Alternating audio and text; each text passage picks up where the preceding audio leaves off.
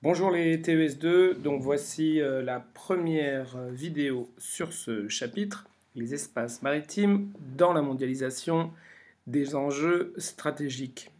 Comme vous le savez, j'aime bien commencer mes cours par une accroche, un exemple frappant qui résume l'ensemble du chapitre, comme il faudrait le faire dans toute composition, et je vous propose de partir à l'autre bout de la planète, en plein milieu de l'océan Pacifique, se trouve une petite île, Midway, où un Nord-Américain a réalisé ce documentaire dont on va voir quelques extraits.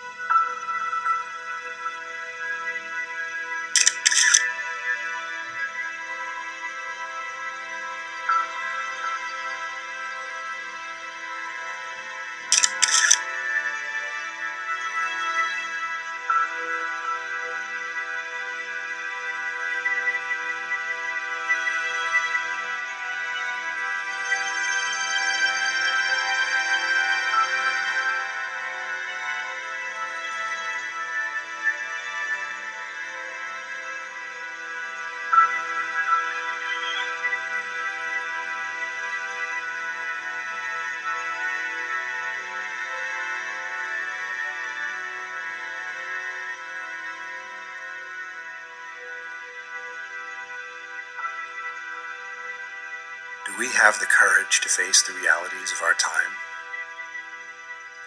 and allow ourselves to feel deeply enough that it transforms us and our future?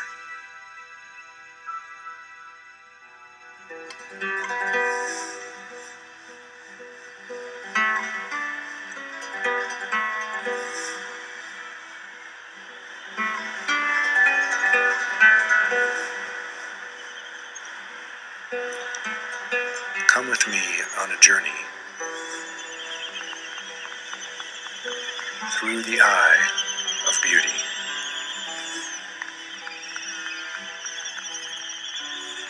Across an ocean of grief. And beyond.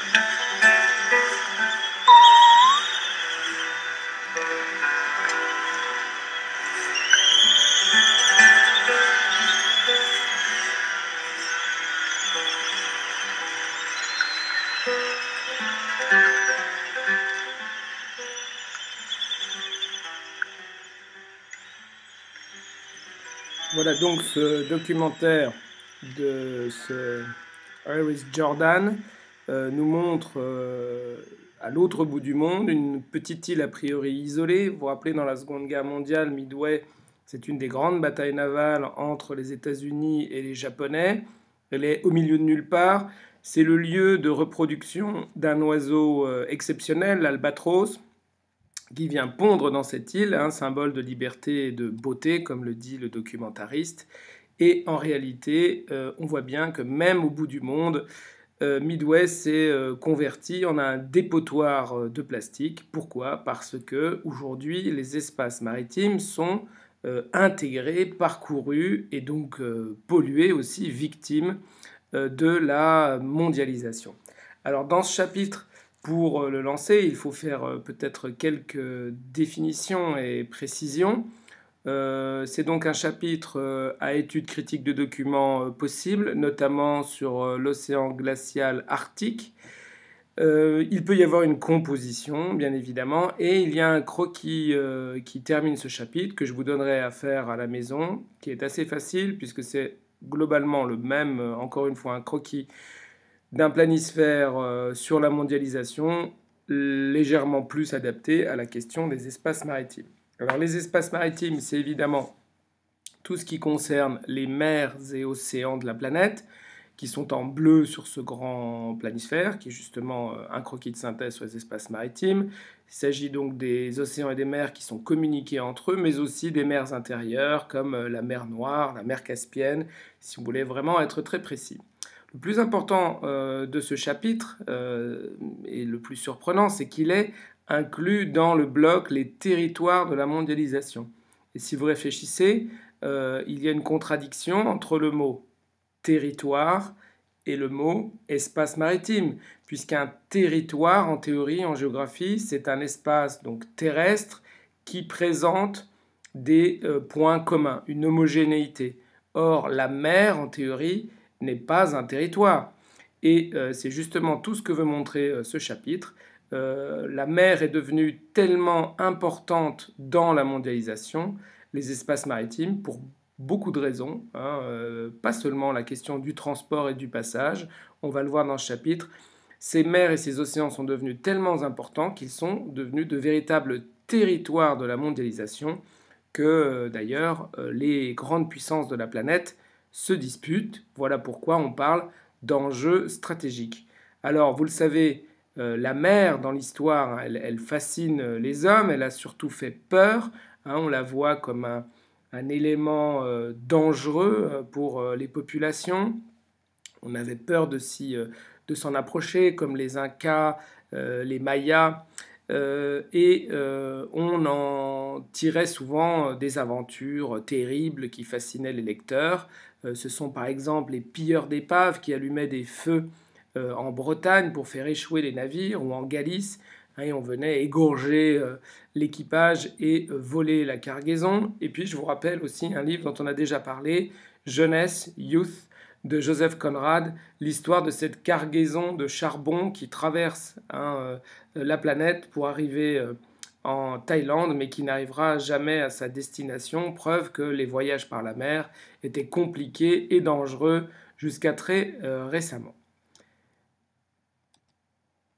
Alors justement, cette mer, elle est à la fois devenue fondamentale aujourd'hui, et puis il faut aussi donc la protéger. On verra comment justement les grandes puissances de la planète déploient, ici c'est une mission française dans le Corne de l'Afrique, au large de la Somalie, où il y a beaucoup de piraterie, et il faut déployer donc la marine et l'armée pour protéger ces flux. On peut donc dire que les espaces maritimes sont devenus des enjeux stratégiques de la mondialisation. C'est ce qu'on nous demande dans ce chapitre. Donc la problématique sera: dans quelle mesure les espaces maritimes se sont-ils intégrés à la mondialisation et sont-ils devenus des espaces, voire des territoires stratégiques de la mondialisation? Grand 1, les mers et la littoralisation au cœur de la mondialisation. Première cause, grand A, des espaces parcourus.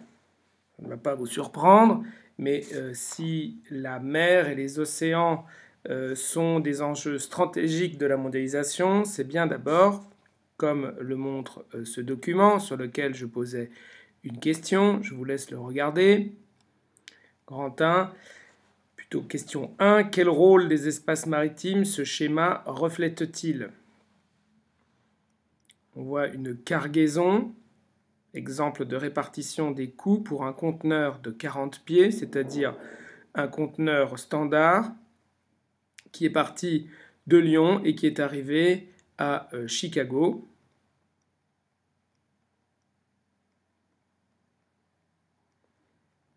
Et si on mesure donc la distance parcourue de Lyon jusqu'à Chicago, plusieurs milliers de kilomètres, peut-être que 80% de cette distance est réalisée par bateau, et pourtant, dans le coût total, vous vous rappelez, hein, il est extrêmement peu cher de voyager par la mer, grâce à la taille des bateaux, au faible équipage présent sur ces bateaux en nombre, hein, qui coûte donc peu cher. Donc on se rend compte que bien que quasiment 80% du transport a été fait par bateau, le prix du transport maritime dans le coût total du transport de ce conteneur est inférieur à la moitié. Pas la peine de marquer tous les détails, mais ça nous rappelle donc, on avait vu que faire venir une tonne en conteneur de produits depuis l'Asie revient à quelques dizaines d'euros. C'est donc extrêmement peu cher. Vous le savez, nous l'avons déjà dit, hein, c'est donc par les mers que transitent entre 2/3, voire 3/4 des marchandises de la planète. Elles sont transportées de plus en plus fréquemment par des bateaux gigantesques. On avait connu, on avait cité, vous le voyez au centre de cette diapositive, le porte-conteneur. On avait même donné des noms de porte-conteneurs gigantesques, avec plus de 17 000 conteneurs à bord. Donc ce ne sont pas les seuls qui transportent donc des produits. Il y a aussi donc des navires chimiquiers ou gaziers spécialisés dans le transport de matières premières qui peuvent être donc brutes comme le gaz liquéfié. C'est que c'est la Corée du Sud le premier constructeur mondial de bateaux et en particulier de gaziers. On baisse la température du gaz pour en faire du liquide et en transporter de plus grandes quantités d'un bout à l'autre de la planète. Ça peut être des produits donc en vrac qui sortent directement donc de la production, comme des céréales, du sucre, du charbon, dans des vraquiers, ou des produits déjà transformés, comme dans des chimiquiers. On peut transporter donc des produits dérivés du pétrole ou d'autres matières premières. Et puis évidemment, pour les passagers aussi, on a construit de gigantesques navires de transport. On utilise encore dans certains pays des ferries pour aller d'île en île, mais c'est surtout dans le tourisme les navires de croisière qui sont de véritables villes flottantes. On peut transporter 5-6 000 personnes avec évidemment des problèmes d'environnement, mais ça on le verra plus tard dans le chapitre. Alors, tout ça renforce l'importance à l'échelle mondiale des autoroutes maritimes. On connaît les 3 plus importantes, vous savez les réciter par cœur, et voir le cours sur la mondialisation. Et il y a donc des passages où se concentrent ces bateaux. On voit ici une infographie, enfin c'est une photo satellite où on a donc détecté le nombre de bateaux qui circulent. Plus on est foncé, plus on est dans le rouge, plus il y a de bateaux. On est au large de la France, c'est la Bretagne, vous reconnaissez la péninsule de la Bretagne. Et donc on voit en haut à gauche, au nord-ouest de cette image, deux lignes rouges. C'est ce qu'on appelle le rail d'Ouessant. C'est par là que passent des milliers de bateaux gigantesques qui viennent d'Asie ou d'Amérique du Nord pour décharger dans les ports de la Manche et de la mer du Nord européen, en particulier le premier port européen qui est Rotterdam. C'est très impressionnant, vous voyez, des milliers de bateaux. C'est d'ailleurs un passage extrêmement dangereux, puisque c'est comme au large de la Galice, ce sont des régions où il y a des tempêtes, la mer est rarement calme, et donc il s'agit de passages stratégiques très importants à échelle mondiale.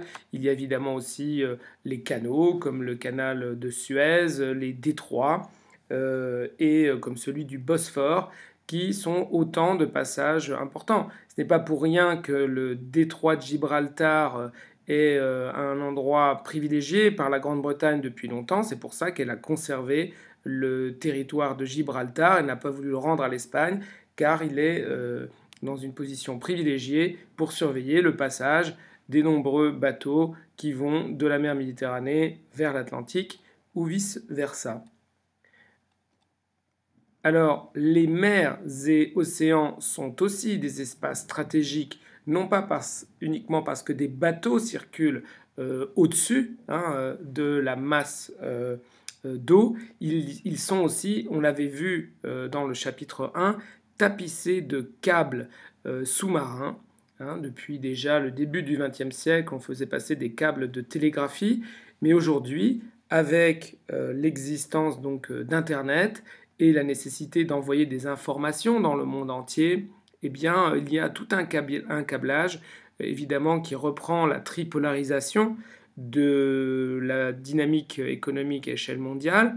Et vous voyez bien qu'il y a donc des câbles sous-marins très importants qui relient les différents pays de la planète. Il y a parfois aussi des gazoducs ou des oléoducs qui peuvent passer, qui transportent donc des matières premières et qui peuvent passer sous l'eau, comme le gazoduc qui vient d'Algérie vers l'Europe.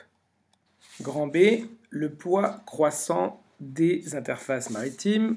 Alors évidemment, si les flux maritimes sont les flux principaux de transport de matières premières intercontinentaux ou de marchandises dans les conteneurs, ça veut dire, comme on l'a déjà vu dans le chapitre sur les territoires de la mondialisation, que les espaces privilégiés de la géographie mondiale aujourd'hui par l'économie sont les littoraux, les façades maritimes, les métropoles portuaires. C'est logique. Donc les grandes façades maritimes de la planète aujourd'hui concentrent l'activité industrielle, économique. Il y en a dans tous les grands centres d'impulsion de l'économie mondiale. Ça peut être la façade maritime japonaise, la façade maritime chinoise avec Shanghai et le premier port de la planète. Et vous vous rappelez, ces façades maritimes, ce sont donc des interfaces. Une interface en géographie, c'est un espace qui échange avec l'intérieur d'un continent et l'extérieur. Et donc la façade maritime, elle se décompose en deux lieux, l'Hinterland et le Foreland. L'Hinterland, c'est l'ensemble de l'arrière-pays continental. Si vous regardez à gauche aux États-Unis, on peut remonter par les fleuves et les grands lacs jusqu'à Chicago, quasiment. Donc l'Hinterland, c'est l'ensemble des espaces qui sont reliés à la mer par voie fluviale si nécessaire. Et le Foreland, c'est la partie du littoral qui est directement en contact avec la mer. Ce sont des mots de géographes allemands, puisque le modèle de façade maritime idéal, si vous voulez, c'est celui que vous avez à droite, l'espace rhénan. Donc, comme vous le voyez, c'est la vallée du Rhin, cet immense fleuve européen qui descend de Bâle, vous voyez, qui est navigable jusqu'à Bâle, au sud, en Suisse, et puis que l'on peut donc utiliser ce Rhin pour le transport fluvial en passant par Strasbourg, donc la France, toute la vallée industrielle gigantesque de l'espace rhénan allemand, Francfort, Stuttgart, Cologne, et puis évidemment on arrive en Belgique et aux Pays-Bas, avec donc des canaux, ils se séparent à son arrivée le Rhin, et on peut à la fois aller vers Anvers, le plus grand port belge, comme à Rotterdam, le plus grand port donc des Pays-Bas, mais aussi le plus grand port européen. Donc vous voyez bien que la puissance de Rotterdam, c'est comme Shanghai, si vous vous rappelez la tête et la queue du dragon, la puissance de Rotterdam, elle s'explique, le succès de ce port gigantesque, parce qu'il est à la sortie d'une immense vallée industrielle fluviale, d'un immense hinterland, donc allemand, français, suisse, qui permet de naviguer le long du fleuve et ensuite d'exporter par la mer vers les autres centres d'impulsion. Donc on voit que les façades maritimes à échelle donc de la planète sont des lieux privilégiés de concentration de l'activité. Aujourd'hui, un espace qui marche, c'est un espace où il y a une métropole, une grande ville qui a aussi donc son port. Hein. Donc on voit bien apparaître un classement de ports gigantesques dans le monde, hein, avec l'arrivée quasiment à tous les postes, hein, de ports chinois gigantesques, puisque c'est justement par ces ports que s'exportent tous les produits manufacturés produits dans ce pays. Alors, exemple de métropole gigantesque et portuaire, c'est New York. Vous savez que New York se divise en plusieurs régions. Si vous regardez au milieu, il y a la presqu'île de Manhattan, hein, et c'est là où se trouvait l'ancien port de New York. Aujourd'hui, ce port a été gentrifié, hein, utilisé pour y faire des boîtes de nuit et des bars à la mode. Et les grands ports de New York, c'est ce qu'on voit en rose-violet, hein, ils se sont mis à l'extérieur de la ville, puisque vous vous rappelez, on cherche des eaux plus profondes pour accueillir ces gigantesques bateaux qui ont besoin d'un tirant d'eau donc assez profond dans la mer. Et donc, si vous connaissez un petit peu New York, vous voyez le New Jersey, qui est l'État qui est à côté de New York, hein, toute une série de ports gigantesques, le port de Jersey, le port de Newark. Évidemment, New York, qui est la plus grande ville des États-Unis en nombre d'habitants, a besoin d'être alimentée en permanence de produits qui viennent du monde entier et en même temps peut exporter les produits qui viennent des États-Unis vers le reste du monde. Donc aujourd'hui, un espace qui fonctionne, c'est bien un espace qui est relié par le littoral et par les mers à l'ensemble de la planète. Hein, ce sont des métropoles qui ont des interfaces portuaires, évidemment. Hein, ces interfaces portuaires sont multimodales. Alors, d'autres espaces qui fonctionnent aujourd'hui et qu'on va trouver au bord de la mer, c'est évidemment ce qu'on appelle les ZIP, les zones industrialo-portuaires. Hein, donc, aujourd'hui, on ne place plus une usine ou des industries à l'intérieur d'un pays près des ressources. On les place au bord de la mer et on fait venir les ressources à ces grandes infrastructures industrielles. Par exemple, ici, vous avez la ZIP de Dunkerque, au nord de la France, hein, où on voit un complexe de métallurgie, plus exactement de sidérurgie. On fait du fer et de l'acier, avec donc du charbon qui vient du reste de la planète, d'Afrique du Sud, de Chine, et on a du fer qui vient du Sahara, de la Mauritanie, hein, et tout ça est transformé donc en France.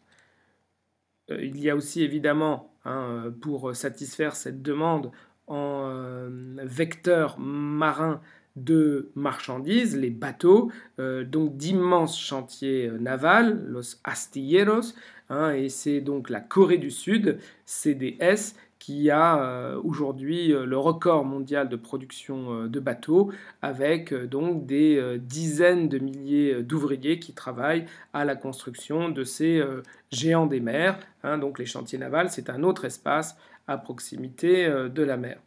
Donc ces espaces industriels, ces zones industrielles-portuaires, hein, on les voit se développer par exemple ici à Rotterdam. Si jamais vous avez un document sur Rotterdam, je préfère vous en montrer un. Si vous regardez bien, on va prendre une image peut-être celle-ci. Alors plus simple, regardez le port de Rotterdam, vous avez des petites flèches avec des dates. Hein. Avant 1914, le port était à l'intérieur des terres, là où se trouve la ville de Rotterdam. Puis, avec le temps, on a construit, donc le port a migré vers donc le large, vers le front de mer. Hein, vous voyez que les grandes zips sont aujourd'hui en eau profonde. Et donc vous savez pourquoi, parce qu'il y a beaucoup d'espace, on peut conquérir, créer de l'espace sur la mer, mais aussi ça permet d'acheminer ces bateaux gigantesques. Donc voilà un autre exemple de zone industrielle-portuaire, donc à côté du port de Rotterdam. Je vais passer cette activité pour pas trop compliquer, parce que c'est quand même pas pareil qu'être en cours. Voilà, et puis donc un autre exemple de port gigantesque à échelle mondiale, c'est certainement en réalité le premier port de la planète, c'est le port, l'ensemble des ports qui sont autour de la baie de Tokyo. Vous voyez qu'il y a Tokyo nord-ouest, mais en réalité, il y a toute une autre série de ports gigantesques, comme le port de Chiba, le port de Kawasaki, le port de Yokohama. Et ce que vous voyez en couleur, ce sont les conquêtes sur la mer. Les Japonais ont peu d'espace et ils ont donc conquis plus de 15% de la baie de Tokyo pour des infrastructures portuaires d'échange, des portiques multimodaux, des zones industrielles, des ports spécialisés. Donc la plus grande métropole de la planète, Tokyo, ne doit son dynamisme, ou doit en grande partie son dynamisme, à l'existence d'un complexe portuaire gigantesque formé par 4 ou 5 ports de taille très importante. Voilà, les voici, si on fait la somme du tonnage en conteneurs et matières premières qui circulent par le port de Tokyo, il serait au moins à égalité avec Shanghai. Voilà, ça, on va passer. Et puis, dernier espace qui favorise la littoralisation, c'est évidemment les espaces maritimes liés au tourisme. Vous vous rappelez de l'héliotropisme, H-E-L-I-O-T-R-O-P-I-S-M-E. L'héliotropisme, c'est donc la mode qui veut qu'on associe le loisir au soleil et à la mer. Donc des littoraux qui ne sont pas forcément proches d'une grande métropole, mais qui sont à proximité d'une plage et de la mer, ont été eux aussi favorisés et ont vu s'y construire, comme on voit ici une grande marina donc internationale sur la Riviera Maya à Cancun, capable d'accueillir des milliers de touristes donc du monde entier, des États-Unis et de l'Europe principalement. Et puis voici une des premières villes à développer le tourisme maritime et balnéaire, c'est Nice, la promenade des Anglais. Justement, les Anglais venaient et les Russes passaient l'hiver et non pas l'été. On ne montrait pas son corps, on ne se baignait pas dans l'eau à la fin du 19e siècle. Et puis donc toute la Côte d'Azur française a bénéficié donc de cette tendance qui a explosé avec la mondialisation. Donc les ports, les littoraux, les plages sont de plus en plus attractifs. On peut penser aussi au tourisme de croisière. Vous savez que la capitale mondiale du tourisme de croisière, on se met dans un gros bateau et on passe une semaine tout compris, et on descend quelques heures selon les étapes. Donc c'est Miami, la capitale de ce tourisme de croisière en Floride, et ça bénéficie à des petites îles, à des espaces en difficulté, comme par exemple Haïti, ou des petites îles de la Caraïbe qui n'ont pas beaucoup de revenus, mais qui, grâce à la présence d'un paysage et de plages souvent fantastique, bénéficie de ces flux touristiques. Donc, ce succès des espaces maritimes à échelle mondiale fait que de plus en plus d'activités et de populations se concentrent au bord des mers.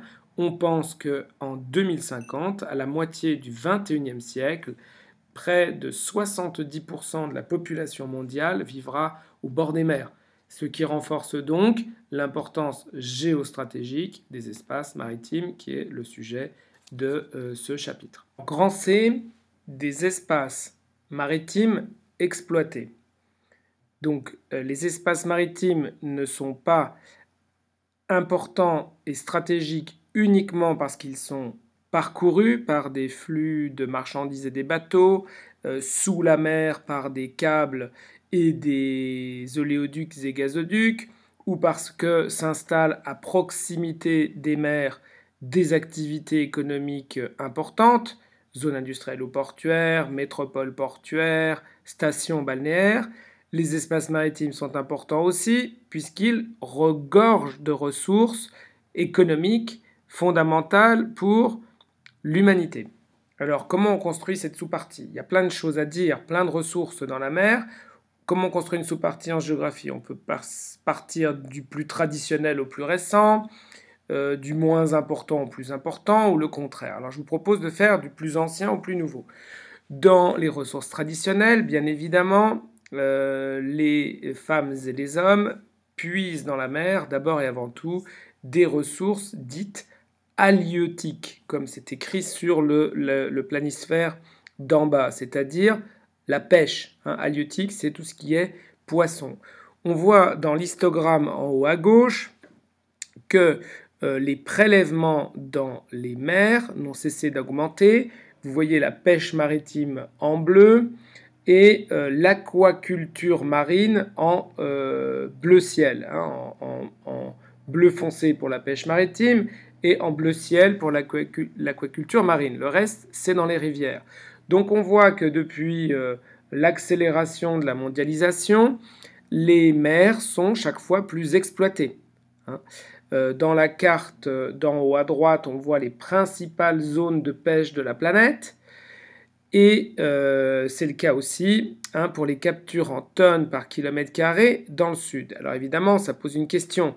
Il n'y a pas plus de poissons dans la mer qu'il y a 20 ou 30 ans. Donc il y a un problème de surexploitation qu'on verra à la fin du chapitre quand on montrera les limites de ce système. Alors, quelques chiffres. Donc il y a 1,5 milliard de personnes qui vivent des produits issus de la mer, c'est-à-dire que plus de 20% de leur alimentation quotidienne dépend de poissons principalement. Ça pourrait être de plus en plus des algues, mais c'est principalement des poissons et des coquillages. Aujourd'hui, on extrait 100 millions de tonnes de crustacés et de mollusques dans de fruits de mer, on dit en français, dans les mers et océans. Les principales zones de pêche, vous les voyez, elles sont dans l'Atlantique Nord, en mer de Chine, au large de l'Afrique aussi, par exemple au large du Maroc. Alors, de plus en plus, on a développé, comme vous le voyez sur ces images qui viennent d'Irlande, de l'aquaculture, c'est-à-dire que de l'élevage de poissons, donc en pleine mer. Ça peut être des poissons, c'est souvent des saumons d'ailleurs, comme ça peut être des fruits de mer, donc des moules, des huîtres. Mais il y a un très fort problème d'impact sur l'environnement, parce que les poissons ne sont pas faits pour rester sur place, donc il faut les bombarder de produits chimiques et surtout de médicaments qui ensuite se répandent dans le reste de la mer. Mais bon, disons que c'est une autre des formes d'exploitation des ressources maritimes.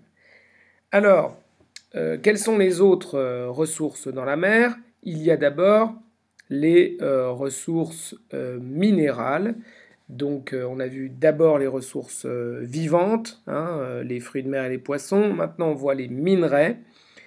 La mer n'est pas riche en minerais facilement exploitables, c'est-à-dire il n'y a pas de mines de fer, de mines d'or au fond des mers. Par contre, on pense que plus de 90% des ressources en minerais de la planète se trouvent au fond des mers. C'est ce qu'on appelle, regardez en bas, les nodules polymétalliques. Donc deuxième type de ressources, vous voyez, ce sont des galettes, des petites crêpes de fer, fer au pluriel, de métaux divers. Dedans, il y a de l'or, de l'argent, du cuivre. Et ce serait plus de 90% des ressources en minéraux de la planète qui sont au fond des mers. Évidemment, donc vous imaginez que tout le monde veut mettre la main sur ces ressources de nodules polymétalliques. On ne sait pas encore bien les exploiter. Les Japonais, qui n'ont pas beaucoup de ressources naturelles, ont un système qui donc permettrait, en chauffant à très haute température ces galettes, de séparer les différents métaux. On n'y est pas encore, mais on y est bientôt. D'accord ? Et vous voyez dans la petite carte qui est au-dessus, donc ce planisphère, on voit des taches grises, c'est là où se trouvent ces nodules, et donc le problème c'est qu'ils se trouvent en haute mer, dans des mers qui n'appartiennent à personne. Donc on imagine déjà une précipitation des puissances maritimes, une concurrence, voire des conflits pour mettre la main sur ces nodules. Dernière dimension, la mer est un lieu de ressources énergétiques. Et évidemment, on pense avant tout, comme on le voit dans l'image en haut à gauche, aux ressources pétrolières. aujourd'hui, on peut exploiter du pétrole grâce à la modernisation donc, des techniques jusqu'à 1400 mètres de profondeur, 1,5 km sous l'eau. C'est très dangereux pour l'environnement si ça casse, comme ça a été le cas justement dans le golfe du Mexique. Mais disons qu'on peut aller chercher du pétrole, vu qu'il est devenu très cher, hein, de plus en plus profond, de plus en plus loin. Donc les mers, chiffres à marquer et à retenir, c'est 1/3 des réserves d'hydrocarbures, hein, pétrole et gaz, de toute la planète, et c'est 1/3 donc de la production d'hydrocarbures de la planète. D'où aussi l'intérêt stratégique des mers. Alors dans les mers, il n'y a pas que des énergies fossiles polluantes. De plus en plus, on voit se développer donc une exploitation de sources énergétiques renouvelables dans la mer et les océans. C'est les deux images de droite. D'un côté, les parcs éoliens, hein, donc qui utilisent en bas à droite l'énergie donc du vent. Elle la transforme en électricité. L'avantage, c'est qu'on met ça au large, ça ne dérange pas les gens, et les vents sont très constants en mer, donc c'est une source très importante. Il y en a beaucoup au Danemark et en Écosse. Et puis, nouvelle énergie, hein, l'énergie hydrolienne. On met d'immenses hélices au fond des mers et on utilise les courants marins qui sont eux aussi très constants pour produire de l'électricité. C'est beaucoup plus respectueux de l'environnement, hein, parce que les vibrations des éoliennes apparemment dérangent les poissons. Et puis il existe parfois, hein, mais ce n'est pas un grand succès écologique, des usines marémotrices, comme en France, en Normandie, à la Rance, l'estuaire de la Rance, un fleuve qui est près de Saint-Malo. Donc on utilise la force des marées pour la transformer en électricité. Donc on voit bien que les mers sont devenues un espace extrêmement important pour l'économie mondiale, tant parce qu'elles sont parcourues que par les ressources qu'elles détiennent. Et donc elles vont être de plus en plus, ces mers et ces océans, ces espaces maritimes, convoités et source de tensions entre les pays. Je viens donc de faire une transition logique entre mon grand 1 et mon grand 2.